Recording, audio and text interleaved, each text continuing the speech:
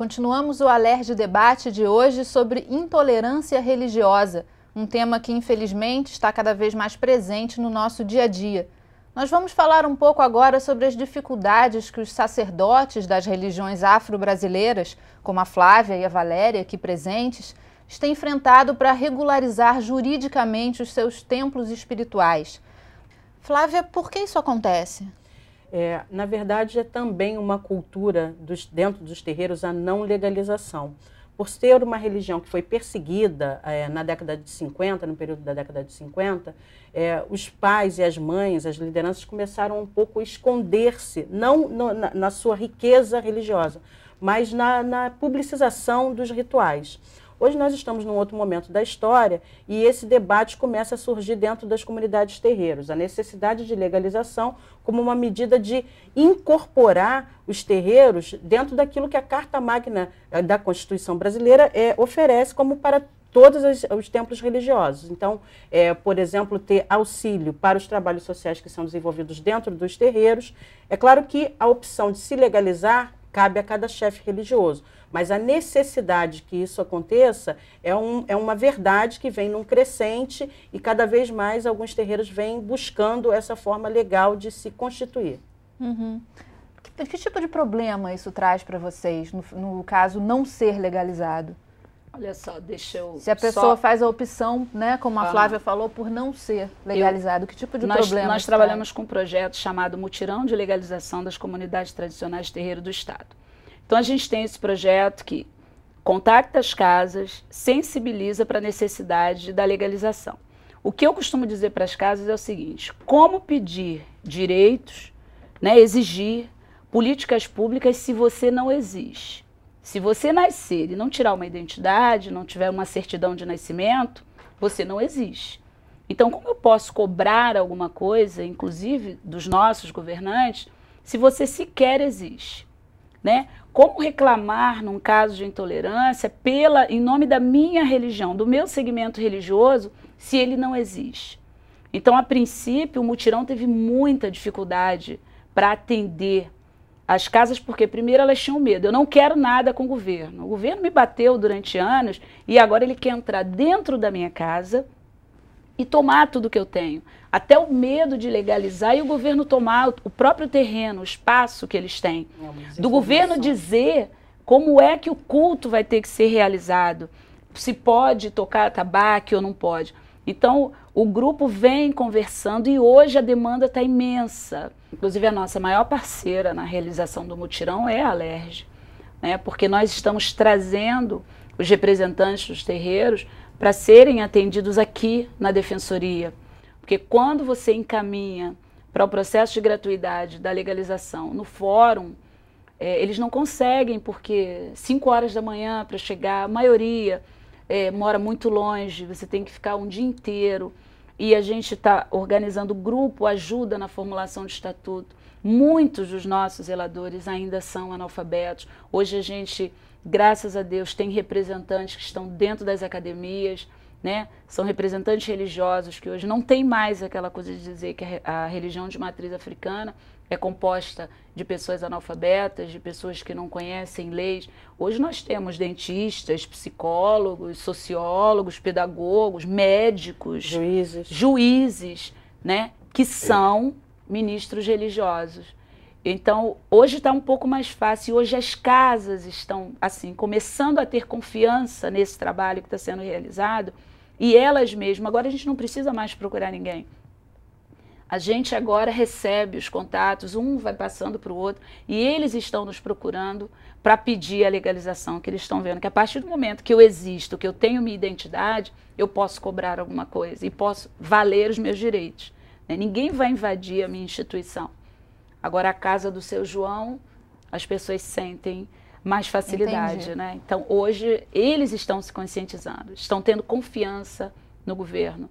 Então, isso está facilitando e muito o nosso processo. São muitas casas que nós estamos legalizando. Começamos com uma demanda de 10 casas por semana.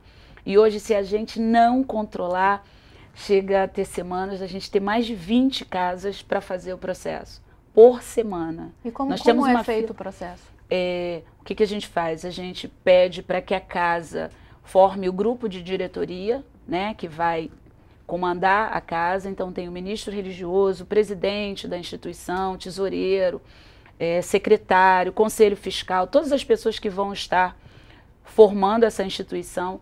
A gente leva para a defensoria aqueles casos que não têm condição de pagar o processo, que na maioria não tem condição de pagar. Então a gente pede a gratuidade, formaliza a ata e estatuto junto com eles, dentro do segmento que eles representam, se é Umbanda, se é Candomblé, e as designações de cada um desses segmentos, né? Igrejas evangélicas também, tá? Nós não somos intolerantes, tá? Apesar do mutirão ser voltado, na sua maioria, para os terreiros, ele não deixa de atender comunidades que são carentes e que pedem também para serem institucionalizadas, tá? Então a gente monta esse estatuto, ata, pede a gratuidade do processo, e depois isso vai para cartório, para depois para Receita, e aquelas instituições que têm a necessidade, que querem, que já fazem trabalhos sociais dentro dos terreiros, a gente já encaminha para estarem fazendo convênios, para que possam estar colocando projetos, para que possam ser atendidos, ou ampliando mesmo. Muitas casas já os serviços sociais que elas realizam dentro das casas. É só importante que se diga que a gratuidade para a legalização é um direito. Só há muita desinformação quanto a isso, tanto para se divulgou, igreja quanto terreiros. Ou seja, a Constituição, o termo usado é templo religioso, instituição religiosa, de diferentes segmentos. Adailto, a superintendência age nesse ponto também da legalização jurídica? Não, não. Na realidade, a Superintendência de Direitos Individuais, Coletivos e Difusos, ela faz esse acolhimento e encaminhamento para os casos de intolerância religiosa. Ela atende a demanda da sociedade civil nesse aspecto especificamente. Nós temos, assim, logicamente, cria-se esse grupo de trabalho, são vários religiosos de diversos segmentos. Se chega um caso como esse, nós logicamente caminhamos. Você tem um problema de legalização de terreiro, não é via o Estado, mas existe um grupo de pessoas religiosas que domina essa esfera de discussão, que pode ser muito mais útil, vamos dizer assim, nesse processo, do que nós tomarmos esse papel que cabe à sociedade civil. Eu acho que tem que haver essa relação, essa interlocução entre Estado e sociedade civil. Mesmo eu sendo uma pessoa de um segmento religioso, eu não vou fazer proselitismo religioso nesse sentido, porque eu acho que meu papel ali é de gestor, de estar trabalhando especificamente sobre política pública para enfrentamento à intolerância religiosa. E quais são os casos assim mais comuns na intolerância? Olha, são os mais diversos. A gente tem casos de intolerância religiosa por conta somente porque as pessoas usam alguns símbolos religiosos no corpo, como colares, os torsos, os turbantes que elas estão usando, aqui pessoas agridem na rua. Há casos de segmentos muçulmanos que passam na rua com seu torso, sua roupa característica, são chamados de homens-bombas, mulheres são desrespeitadas, crianças no sistema de educação sofrem intolerância por direção evangélica. Então é uma discussão muito mais ampla do que nós possamos perceber. Entendeu? Nós temos casos de pessoas que são... seus espaços religiosos são invadidos por automóveis, porque outros segmentos religiosos fundamentalistas se acham no direito de fazer parar um ritual, uma confraternização religiosa, invade os espaços com automóveis para poder paralisar. Essa é uma coisa séria. Pondo em risco a vida do chefe religioso que estava ali atuante. De chefes religiosos, de todo o grupo que está se reunindo. Essa questão do Brasil, especificamente do Rio de Janeiro, não saber lidar com essa multiculturalidade religiosa também, e esse cenário que Flávio e Valéria falou, dessa diversidade religiosa no Rio de Janeiro, no Brasil todo, é algo que todos estão, a sociedade está começando a achar que é um problema a termos que enfrentar de frente. Porque e quando a pessoa é vítima da intolerância religiosa e ela vai dar queixa numa delegacia de polícia, por exemplo, existe preconceito?